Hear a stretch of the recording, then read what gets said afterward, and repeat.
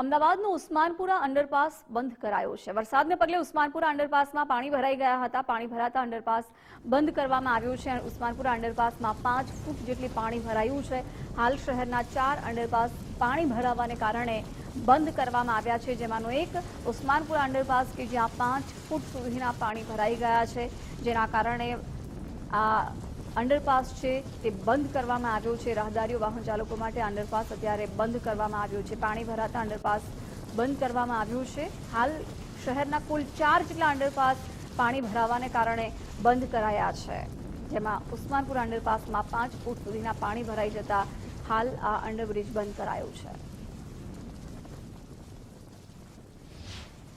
અમદાવાદ શહેરની અંદર 1.5 કલાક પડેલા વરસાદે શહેરમાં અનેક જગ્યાએ પાણી ભરાય તેવી પરિસ્થિતિ ઊભી થઈ છે।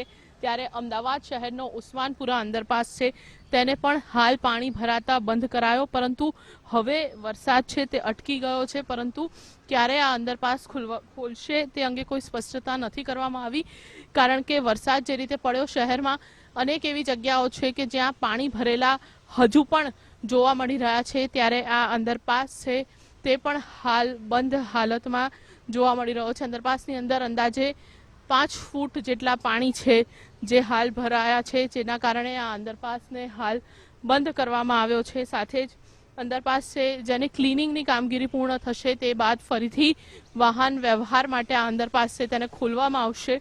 હાલ આ અંડરપાસ છે જેને બંધ કરાતા લોકો છે જેને ભારે હાલાકી ભોગવવી પડી રહી છે, કારણ કે એક તરફ મીઠાખડી અંડરપાસ બંધ, બીજી તરફ ઉસ્માનપુરા અંડરપાસ બંધ અને સાથે જ અખબારનગર અંડરપાસ છે તે પણ બંધ થયો છે। એટલે એક જ રેલવે લાઇનની ફરતે આવેલા આ તમામે તમામ જે અંડરપાસ છે તે બંધ થતા વાહન ચાલકોને પણ ભારે હાલાકી ભોગવવાનો વારો આવ્યો છે, કારણ કે અનેક જગ્યાઓ ઉપર ટ્રાફિક જામની પરિસ્થિતિ છે તે પણ સર્જાવા પામી છે, કારણ કે એક તરફ પાણી ભરેલા અને બીજી તરફ શહેરના આ મુખ્ય 3 અંડરપાસ છે જે બંધ થયા છે, પરંતુ હાલ શહેરના 4 જેટલા અંડરપાસ છે તે બંધ છે।